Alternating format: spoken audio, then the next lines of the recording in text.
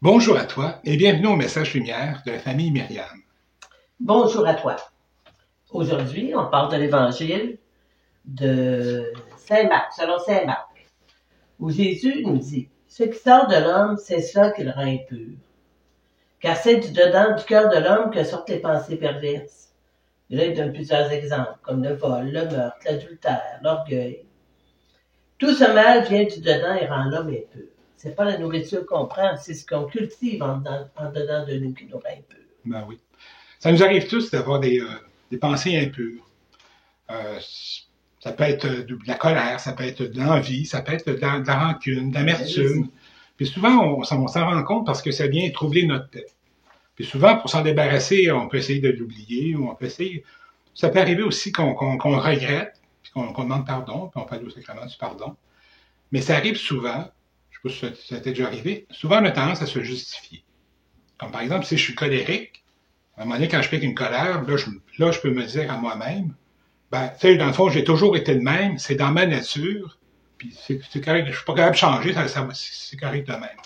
C'est pas ça que le Seigneur nous demande.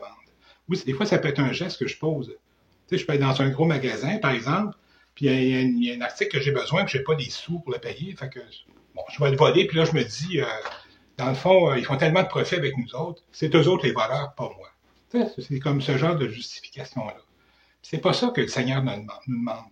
Mais comment je peux faire pour me convertir, puis de devenir un disciple de Jésus, si je passe mon temps à ne pas reconnaître mes erreurs, puis à me justifier, puis à me dire, dans le fond, c'est pas si grave, puis que c'est bien correct de même. Le Seigneur nous demande de la radicalité.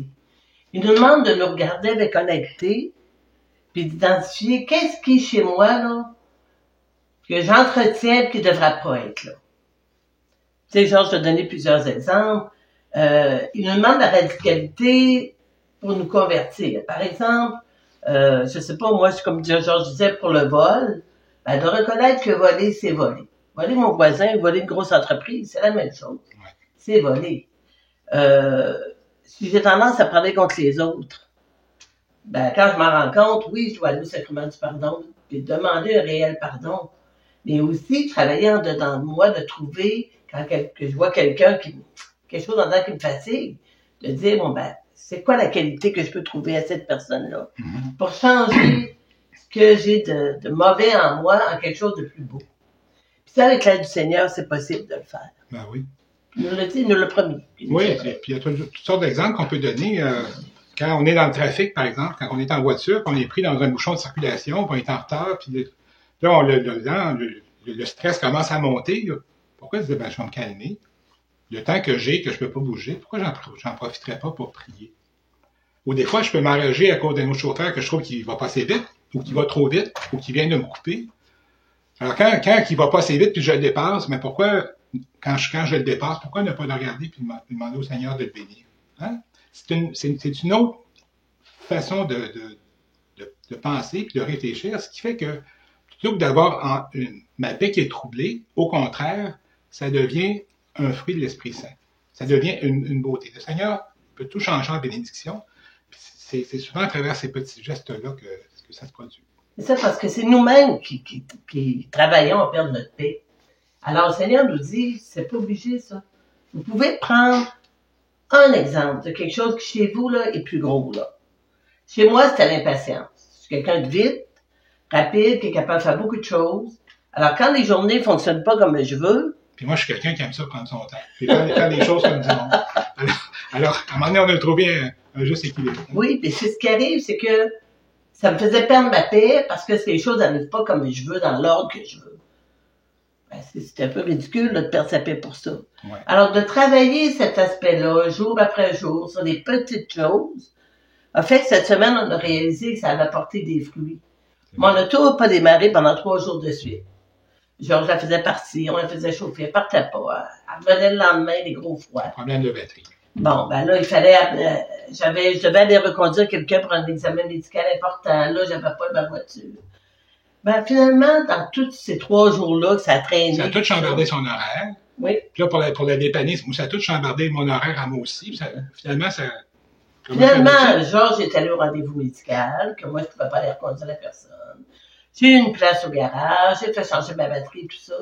Mais à chaque jour que ça arrivait, chaque jour, on se disait, Georges et moi, on s'entraînait à dire, mais c'est pas grave, merci Seigneur, là, tout est en panne dans l'entrée. Merci Seigneur, on a de l'argent pour une batterie. Merci Seigneur, il y a de la place au garage. Merci Seigneur, Georges a pu changer l'occupation qu'il y avait pour aller au rendez-vous. Ouais. On a viré ça en bénédiction. Oui, il y avait une contrariété, mais il n'y a pas une perte de notre paix. Non, accueillir les événements comme ils se présentent. Comme ils sont. Mais ça prend beaucoup de petits efforts à chaque jour pour les petites affaires qui nous ont dérangés. Mm-hmm. Puis aujourd'hui, on a pu voir cette semaine des fruits que ça a apporté. Oui. Puis ça, c'est le résultat de beaucoup de petits changements. C'est des petits changements qui, à un moment donné, qui s'accumulent. À un moment donné, on se rend compte que ça change notre façon de vivre. Puis ça nous rend plus heureux tout le temps. Puis c'est la façon dont le Seigneur nous demande d'agir. Merci, Marie. D'agir pour nous transformer, pour qu'on cultive en dedans un climat de paix, quelque chose de beau en dedans. Le Seigneur nous dit, commencez aujourd'hui dans la radicalité. C'est ça que je voulais dire. Alors, on se complète.